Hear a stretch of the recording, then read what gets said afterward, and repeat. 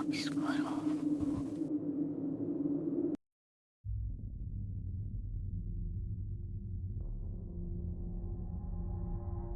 Vou relatar os fatos e dar a minha opinião particular, deixando para cada pessoa que ler ter a sua própria interpretação, da forma que lhe for mais conveniente. Tudo aconteceu no ano de 1968, quando eu tinha 8 anos de idade. Na época, meu pai possuía uma chácara em Amador Bueno, distante aproximadamente 45 quilômetros do centro de São Paulo, em direção a São Roque.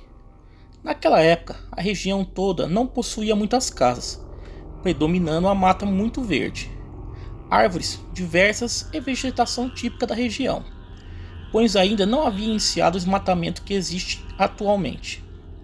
Na chácara do meu pai existiam duas casas, sendo uma para o caseiro e sua família e a outra para ficarmos quando passávamos o final de semana lá de vez em quando.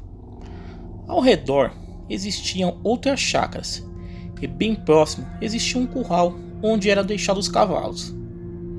Em um determinado fim de semana fomos para lá. Eu, meu pai, minha mãe, minha avó, minha tia e o seu filho, que logicamente era o meu primo.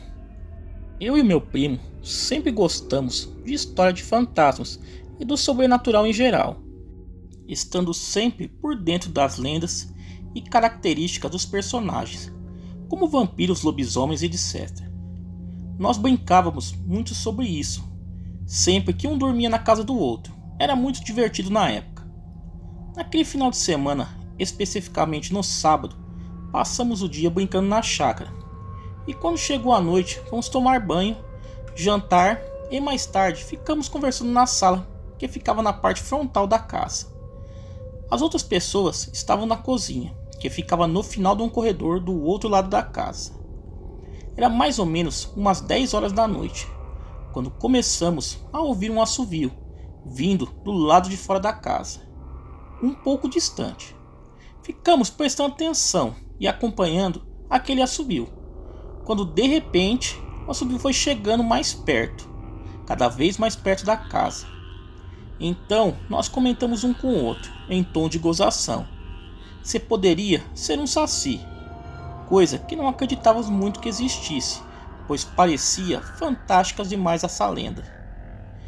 Então, em um determinado momento, o assovio chegou tão perto que parecia vir do outro lado da porta, de fora da sala, bem na varanda. Eu e meu primo ficamos arrepiados com aquele som e com muito medo fomos dar uma olhada pela janela. Estava muito escuro do lado de fora, por este motivo não conseguimos ver nada.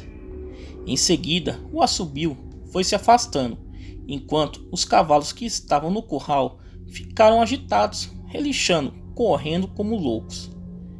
Depois, ouvimos mais alguns barulhos, como se fosse alguma coisa correndo, pulando e batendo nas madeiras. Contei para o meu pai e para minha mãe, e eles não quiseram que saíssemos para fora, dizendo que de manhã cedo eles iriam ver se algo errado aconteceu. Então fomos dormir, mas morrendo de medo daquele fato estranho que havia acontecido. Quando amanheceu no domingo, fomos logo examinar os arredores para ver se encontrávamos algo de anormal.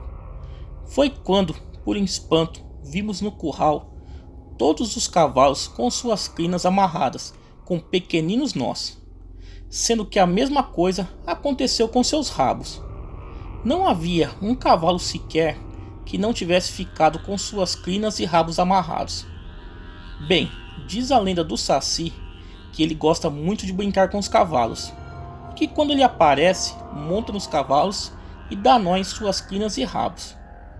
Então, eu pergunto para quem é cético, quem não acredita em nada, se não foi o Saci, por incrível que pareça, então o que foi aquilo? E quem ou o que teria amarrado todos os rabos e crinas dos cavalos que estavam naquele curral, sendo aproximadamente 8 cavalos, com pequeninos nós minúsculos mesmo. Acredito eu que ninguém passaria a noite toda dando minúsculos e precisos nós nos pelos dos cavalos, e ainda no escuro, só por brincadeira, e ainda com aquela precisão toda com que foram feitos. Agora que é incrível, sei que é, mas que aconteceu, garanto que aconteceu. É claramente sabido que muitas coisas estranhas acontecem no mundo, várias sem explicação. Por isso que uma das frases mais verdadeiras que vi até hoje é que a verdade está lá fora, basta ter coragem para sair e vê-la. E para mim e para o meu primo foi o que aconteceu realmente. Obrigado, boa noite. Tá aí, galera, vamos a um segundo relato. A minha família tem uma fazenda aqui em Goiás, e isso que vou contar foi algo que o meu tio nos contou. Por mais estranha e fantasioso que isso pareça, ele jura que é verdade, e do jeito que eu conheço ele, eu acredito. Esse meu tio estava cuidando da fazenda da família. Os negócios estavam indo bem, mas ele queria ampliar o lucro. Então resolveu que ia aumentar o rebanho de gado. Ele precisaria de mais pasto para isso, e resolveu derrubar uma área florestada da fazenda que ele achou que daria um bom pasto. Então ele começou a fazer os planos para desmatar a área. Primeiro ele juntou alguns peões e foi fazer uma queimada para limpar a área. Eles colocaram fogo no mato e foram embora, deixando o fogo fazer o trabalho dele. Depois de um tempo, eles voltaram lá para ver. Viram que o fogo tinha se apagado. Eles acharam estranho, então colocaram fogo de novo e foram mais uma vez embora. Mais tarde, quando voltaram, o fogo tinha se apagado de novo.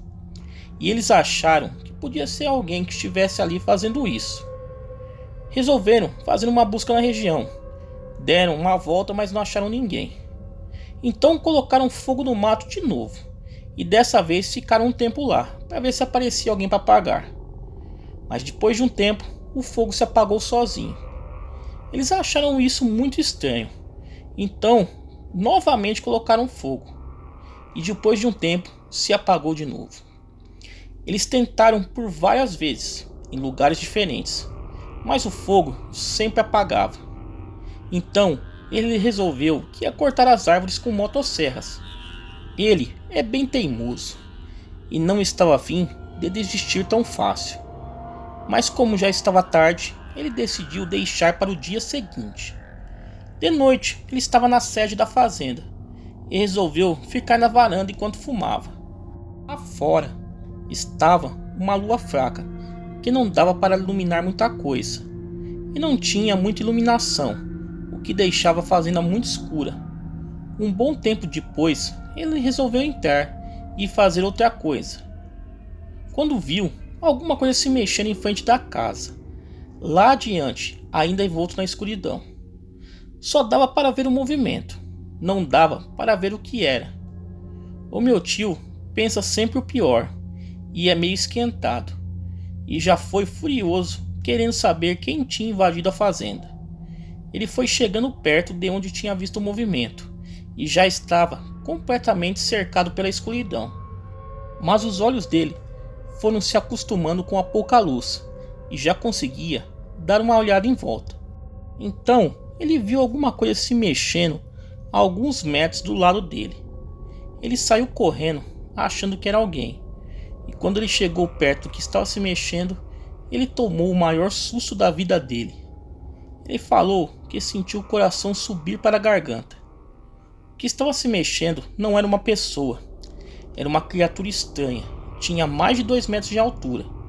Era fina, com as pernas e os braços bem longos. O rosto não tinha boca ou nariz, só 2 olhos. Não tinha cabelo e orelhas também. A cabeça era um pouco desproporcional ao corpo. Era um pouco pequena para um corpo daquele tamanho. Os dedos eram finos e longos também, e parecia só ter 4 em cada mão. Ele não conseguia ver direito. Não deu para ele ver a pele, pois não tinha luz direito, mas ela parecia estar coberta de terra. Depois que ele viu a criatura, a primeira reação que ele teve foi tentar sair correndo, mas ele não conseguia se mexer. Ele não sabe se era de tanto medo ou se aquela coisa tinha alguma influência sobre ele. Então a criatura deu um passo na direção dele e ficou a uns 2 metros de distância. Então falou para ele, uma voz quase sussurrante, que parecia o vento.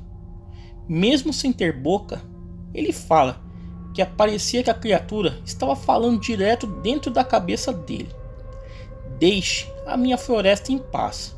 Se você tentar destruir ela de novo, eu vou fazer o mesmo com você. Então a criatura saiu correndo, mais rápido do que qualquer outro animal que ele já tinha visto, e pareceu mergulhar no chão. Ele não sabe se a coisa entrou em algum buraco, se ela caiu ou o que fez. Ele não quis ficar lá para descobrir. Ele só saiu correndo na direção da sede da fazenda. No dia seguinte, ele falou para os peões que não ia mais transformar a floresta em pasto. Depois, ele foi até onde tinha encontrado a criatura na noite anterior, mas não achou nenhum rastro dela e nenhum buraco no chão. Até hoje, ele evita aquela floresta, e ninguém da fazenda gosta de passar perto também. E um dos motivos para eu acreditar nessa história é que meu tio é muito ganancioso e não liga muito para a ecologia e preservação de floresta. Só alguma coisa desse tipo faria ele mudar de ideia. Tá aí, galera, 2 relatos enviados ao canal. Se gostaram, se inscreva no canal, deixa aquele like aí. Não esqueçam de ativar o sininho para quando sair vídeo novo o YouTube notificar vocês. Me sigam também nas redes sociais, Facebook, Instagram, tá aparecendo aí na tela. Quem tiver relatos igual a esse e quiser enviar ao canal, o e-mail está na tela e na descrição do vídeo. Galera, muito obrigado e até o próximo vídeo.